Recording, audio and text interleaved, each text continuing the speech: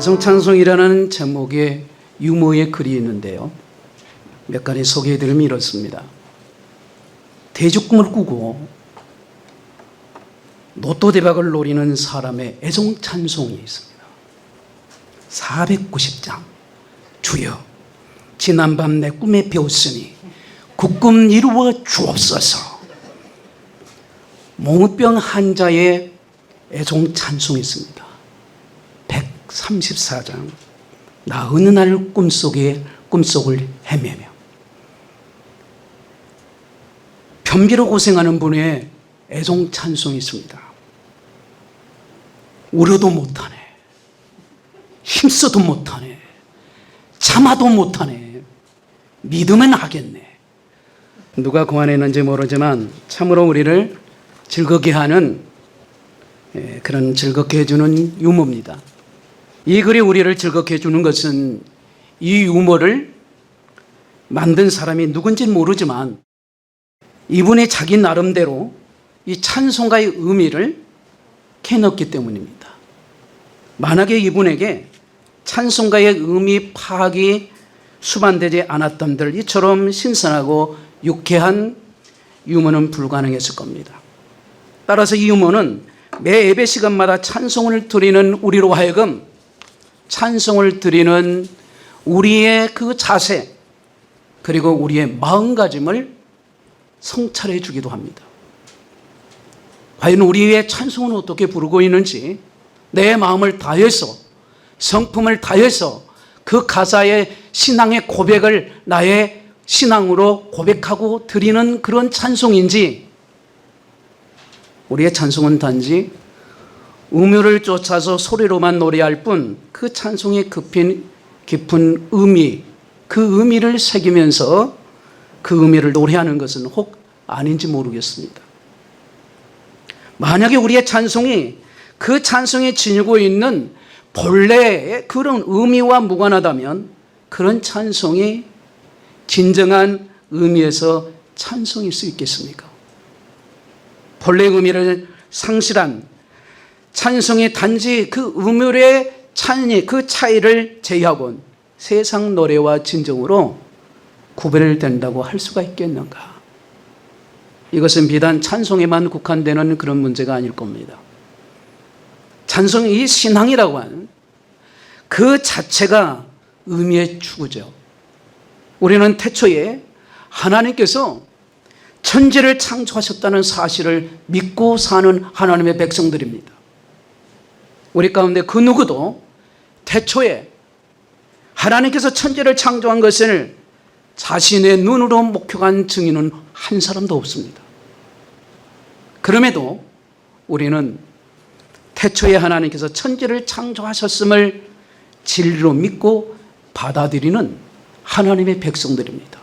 아멘. 그 사실을 전해주는 성경 말씀이 하나님 말씀을 믿는 까닭이죠. 그러나 대체 하나님께서 천지를 창조하셨다는 그 의미의 말씀의 의미가 도대체 뭘까요? 태초에 하나님의 천지 창조가 21세기 첨단 과학 시대를 살고 있는 우리의 삶 속에서 바로 의미하는 바가 대체 무엇일까요? 이 같은 의미를 생각하고 그 의미를 추구하고 구현하려고 하는 태초에 하나님께서 천지를 창조하셨다는 것은 여자로 변한 곰이 낳은 아들에 의해서 우리 민족이 시작되었던 것처럼 신화로서의 가치는 지닐 수 있을지 모르겠지만 오늘날을 살아가는 우리의 삶과는 아무런 관련이 없는 이야기가 되고 말 것이다 말이죠. 이처럼 신앙이 반드시 지켜야 할 본질의 의미를 상실한다면 그 해당 집단은 생명이 약동하는 그런 신앙의 공동체가 아니라 생명과는 전혀 다른 무관한 허울뿐인 종교 집단이 되고 말 거단 말이죠. 그렇다면 우리가 부르는 찬송의 그 의미를 진정으로 생각하면서 부르고 있는지 혹 우리의 신앙의 자세는 어떤지 내 신앙을 점검해 보는 그런 믿음의 모습도 필요할 겁니다.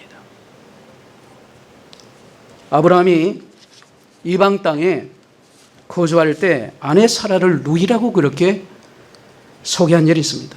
그것도 2번이에요. 아내의 미모로 인해서 이방 왕에게 혹은 아내를 빼앗기지 않았을까? 그리고 자기에게는 하가 닥치지 않을까? 너무 두려워한 나머지요. 아내를 누이로 소개를 했습니다. 하나님의 은혜로 일은 해결됐지만요. 그런데 훗날 아들인 이삭이 똑같은 일을 하고 있습니다. 저는 여기에서 주목을 해봤습니다. 아무리 자식이 부모를 닮다지만 이런 것까지도 닮을까? 어쩌면 등골이 아주 서늘해지고요. 충격을 받게 돼요. 좋은 것을 닮으면 좋은데 안 좋은 것이 닮아서 가는다라는 거죠. 그래서 자식은 부모를 닮는 법입니다. 이를 토대로 나의 삶이 유산이 되어라는 설교 제목 말씀을 드리면서 하나님께 주신 은혜를 저와 여러분이 함께 받고 도전과 충격을 받아서 나의 삶 가운데 유산이 뭔가를 깊이 되새기면서 말씀을 새기는 복된 시간 될 수 있기를 주님의 이름으로 축원합니다. 자녀에게 좋은 유산을 남기고 싶은 것은 저도 부모의 입장이 되지만 우리 모두가 어쩌면 부모의 소망이에요. 그런데 부모들이 유산에 관하여서 잘 모르는 것이 많은 것 같습니다. 오늘 성경을 통해서요. 이 유산에 관한 진실을 마음에 새길 수 있는 시간이 된다면 우리에게는 큰 은혜가 하나님께 주신 은혜를 분명히 받을 수 있을 겁니다. 이 유산에 관해서 성경이 우리에게 가르쳐주는 진실은 뭘까요? 첫째, 거기에 영적인 메시지가 있는데 저 좀 따라 합시다. 나의 삶이 유산이 된다는 의미입니다. 유산 중에도 통제가 가능한 유산이 있고 통제가 할 수 없는 유산이 있습니다. 여러분 돈과 땅, 그러면 이거는 통제가 가능해요. 물려준 재산이니까. 내가 원하는 만큼 전해주고 원치 않는 것을 안 줄 수도 있어요. 그런데 삶의 유산은요, 그렇지 않습니다. 내가 원하는 삶도 유산이 되고 그렇지 않는 삶도 유산이 돼요. 그렇지 않는 삶도 말이죠. 오늘 본문의 이삭이 자기 아내를 누이라고 속입니다. 혹 자신에게 하가 닥칠 잡아서 비겁하게 아내를 누이로 속여요. 그런데 이 행동이 어디서 나옵니까? 아버지 아브라함에게서 넘어왔어요. 아브라함이 2번이나 그런 적이 있어요. 창세기 12장 13절, 창세기 20장 2절에 보면 참 이 부모란 두려운 자리임을 말씀 속에서 깨닫게 됩니다. 유산에 관해 성경은 우리에게 가르쳐주는 진실이 뭘까? 그게 영적인 메시지 2번째는 감춰진 나의 삶도 유산이 됩니다. 아브라함이 아내 사례를 루이로 속일 때 이삭의 나이가 몇 살인지일까요? 몇 살인지 여러분 아십니까? 여러분 성경에 보면 태어나기도 전이에요. 이삭은 아버지의 비겁한 모습을 본 적이 없습니다. 그런데 아버지의 모습이 아들 이삭에게 그대로 넘어가요. 어디서 센 것일까요? 어머니 사라가 고자질을 했기 때문에 그럴까요? 그것도 아니에요. 그렇다면 대체 어떤 경로를 통해서 이 아브라함의 비겁함이 아들에게 넘어갔을까요? 바로 여기서 우리는 이 유산에 관한 두려운 진실 앞에 섭니다. 나의 그 감춰진 삶도 유산이 될 수 있다는 게 저는 너무나 충격이 와요. 우리 애원교회 성도님 여러분들의 가정, 여러분 자신, 저도 거기에 포함되잖아요. 나의 잘못된 그 삶이 내 자식에게 물려준 유산이 된다면 그게 복이 되지 않겠잖아요. 우리 교회가 애원교회가 두 개가 하나 된다는 건 하나님의 뜻을 이루는 것이고 하나님이 원하시는 뜻을 이루고 가기 때문에 우리가 힘들어도 주님 사랑에 맞추어 가는 길이고 다시 한번 이 자리에서 우리 교회뿐만 아니라 우리 자신의 삶을 다시 한번 보셔야 된다. 여러분, 삶의 유산은 우리의 눈에 안 들킨다고 해서 통제가 되는 게 아닙니다. 절대 통제가 안 돼요. 드러나는 삶도 유산이 있지만 나의 감춰지는 그 부끄러운 모습도 사랑하는 자녀들에게 그대로 유산이 된다는 거예요. 전달이 되는 거예요. 축복의 전달자가 돼서 내 자녀들, 내 후손, 다음 세대, 우리 애원교회 다음 세대에 이르기까지 우리의 먼저 믿는 우리가 우리의 신앙으로 우리의 자식에게 그 신앙의 유산을 남겨준다면 얼마나 좋겠습니까? 그런데 나의 잘못된 부끄러운 모습 때문에 시험 들고 상처받고 아파하는 그것 때문에 내 자녀들, 내 후손들, 교회뿐만 아니라 엄청난 사건이 그런 모습들이라면 우리는 어찌 할까요? 전에도 얘기를 했지만 반복되는 겁니다. 이재철 목사님 가정력이 특히 그 어머님이기 때문에요. 그 어머니 간증을 제가 이제 그 이재철 목사님을 통해서 들었는데요. 너무 은혜가 된 거예요. 그 어머니의 모습을 보면서 저는 그 죽음에 관한 주님 앞에 설 때 어떻게 서야 할 것인가의 그 신앙을 저는 또 배우게 되고 알지만 정말 멋진 크리스찬으로서의 모습이 저에게는 굉장히 와닿았어요. 이재철 목사님, 그 어머니께서 돌아가시기 전 3년 동안 병상에 누워 계셨습니다. 꼼짝을 못하고요. 병상에 누워 계신 어머니, 당신에게는 더없이 큰 고통이겠지만 그러나 그 어머니 곁에 돌보는 그 이재철 목사님은 더 큰 은혜의 기간이었다라고 이 목사님 말씀하시더라고요. 이재철 목사님은 어머니께서는 일평생 신실한 그리스도인으로 사셨다라는 그 고백을 저는 들을 때 내가 앞으로 나도 부모로서 내 자녀들에게, 내 후손들에게 내 아버지는 정말 진짜 크리스찬이다, 하나님의 사람이었다고 그렇게 말한다면 좋겠다는 생각을 저는 해봤습니다. 그런데 병상에 누기 전까지 새벽 기도를 빠진 적이 없대요. 어떤 순간에도 하나님이 최우선순위예요. 너무 감동되지 않겠어요? 하나님과 믿음을 빼고서 삶 자체가 존립할 수가 없었어요.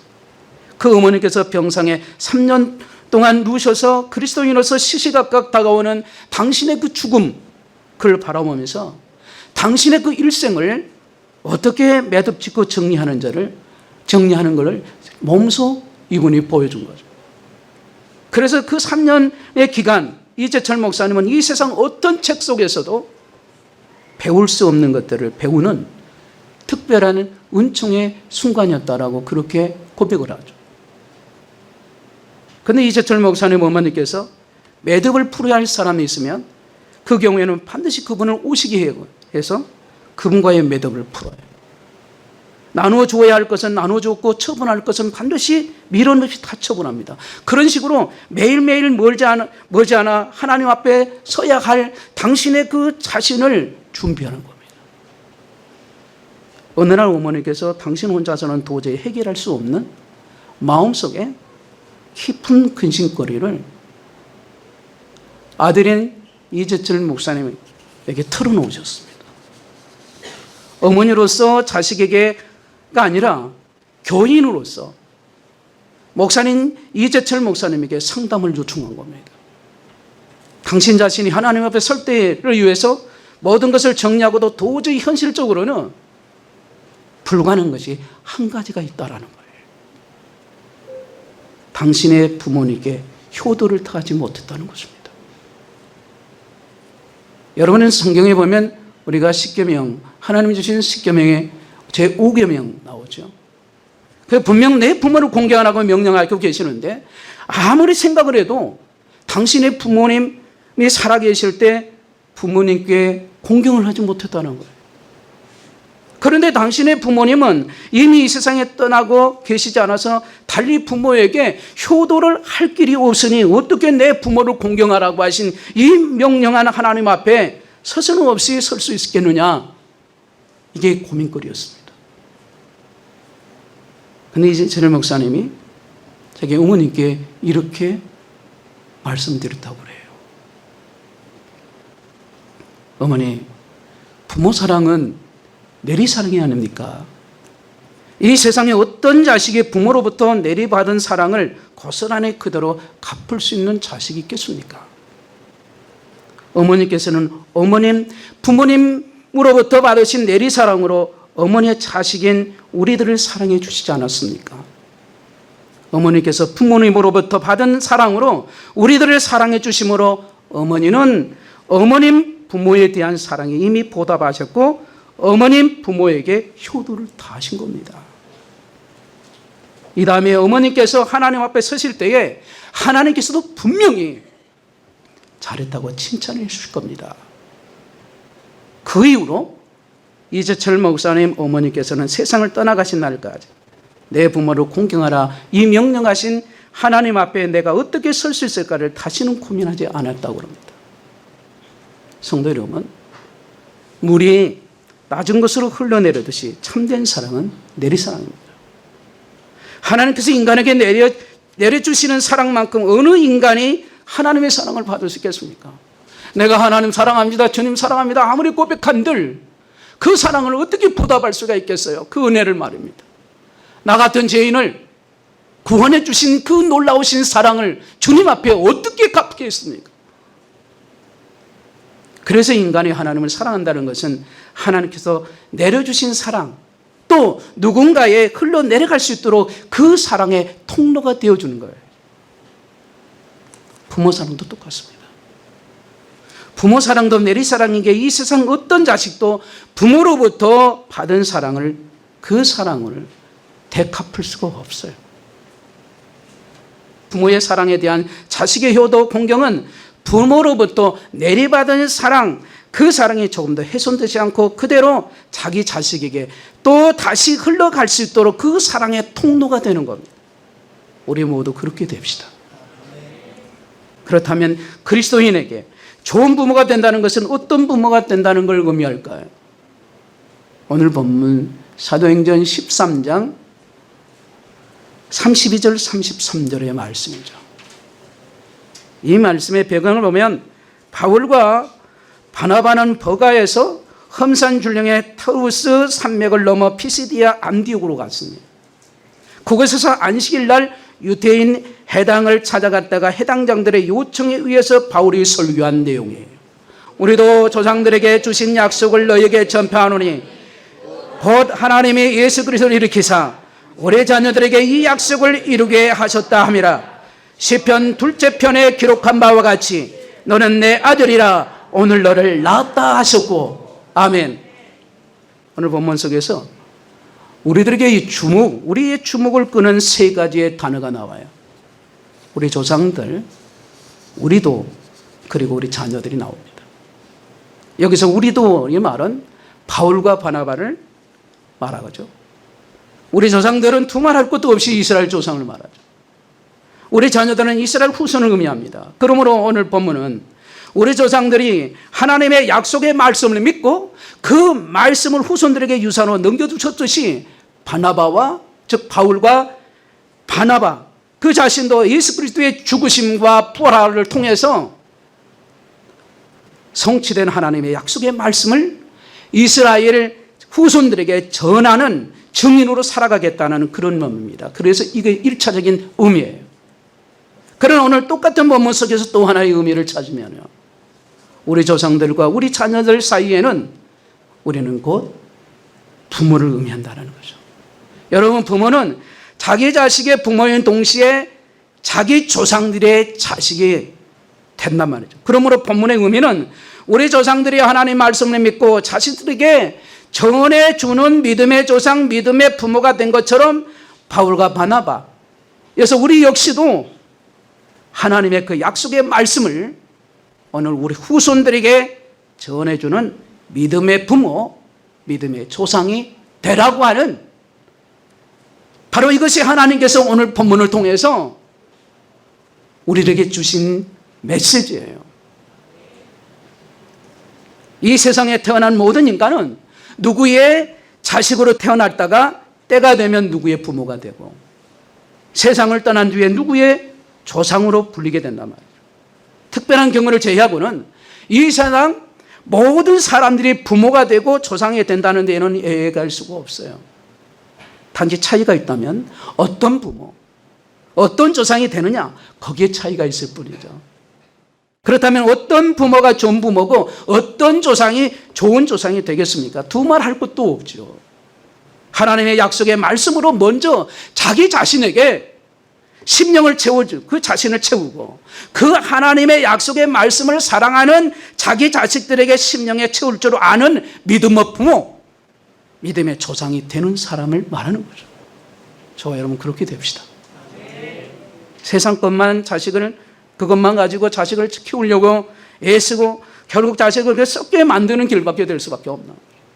하나님의 약속의 말씀이 없는 자식이 되게 하는 일은 절대 있었는 거예요.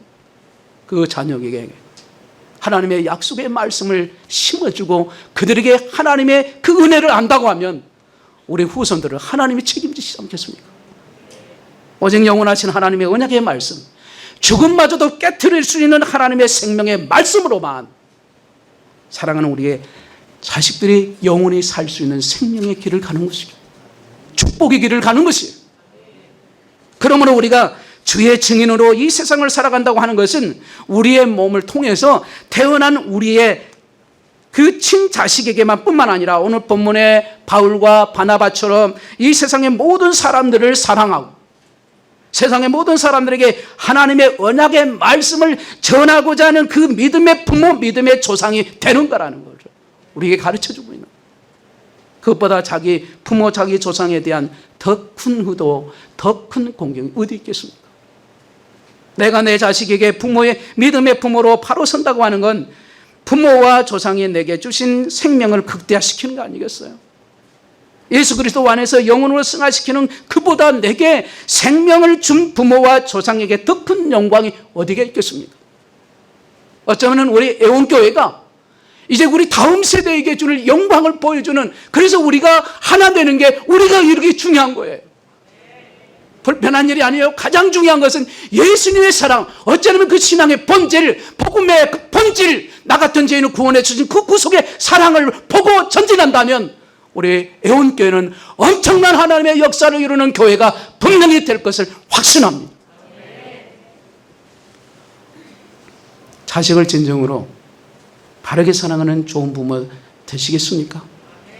그렇다면 자식의 세상 것, 이제는 세상의 자식의 세상 것으로 채우는 위주로 하는 그런 모습을 버리고 여러분 부모로부터 자식의 마음을 멀어지는, 하나님을 멀게 하는 그런 지름길로 가는 그런 일을 해서는 안 돼요.